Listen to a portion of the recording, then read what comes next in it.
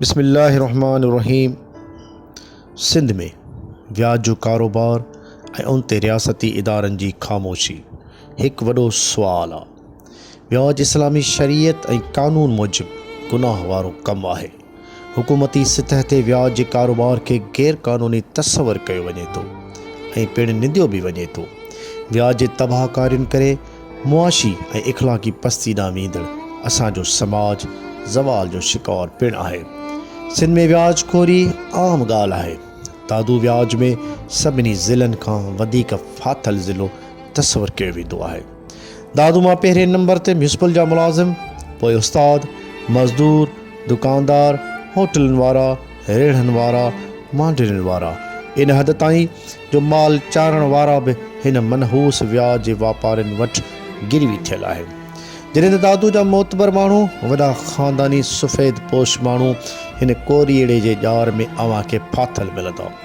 वयाज वठणु वक़्तु एडवांस में ॾिनल चेक वयाज हलाईंदड़ तबिको महीने जे पहिरीं तारीख़ खां अॻु मुख़्तलिफ़ बैंकुनि सां मिली भगत करे कढाए छॾण में दादू हमेशह पहिरें नंबर ते रहियो आहे। हिकु कर्ज़ खे लाहिण लाइ ॿियो कर्ज़ु, पोइ न ख़तमु थींदड़ कर्ज़नि जो सिलसिलो।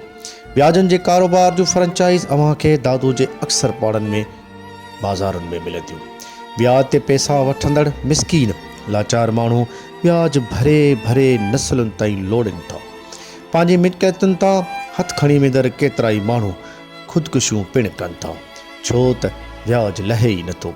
दादू समेत सिंध अंदरि वयाज जो कारोबार वॾनि माण्हुनि ऐं मख़सूस ताक़तवर हथनि जे आशीर्वाद सां हले पियो। हिकु दफ़ो वयाज वठंदड़ जॾहिं ॼार में फासे थो त पोइ हिकु कर्ज़ खे लाहिण लाइ अहिड़ी तरह जो ॿियों टियों ऐं चौथों पोइ कर्ज़ु खणंदो रहे थो। आख़िर में पंहिंजी अबाणी मिल्कियत या नंगनि जे सौदे ताईं नौबत अची वेंदी आहे। सिंध में ताज़ो केतिरा ई अहिड़ा वाक़िया मंज़र ते अची अख़बारुनि में रिपोर्ट थिया आहिनि। वयाज ते जानवरनि जे वापार ज़रिए हज़ारे माण्हू वॾा कर्ज़ी थी पंहिंजो अबाणियूं मिल्कियतूं विञाए वेठा आहिनि।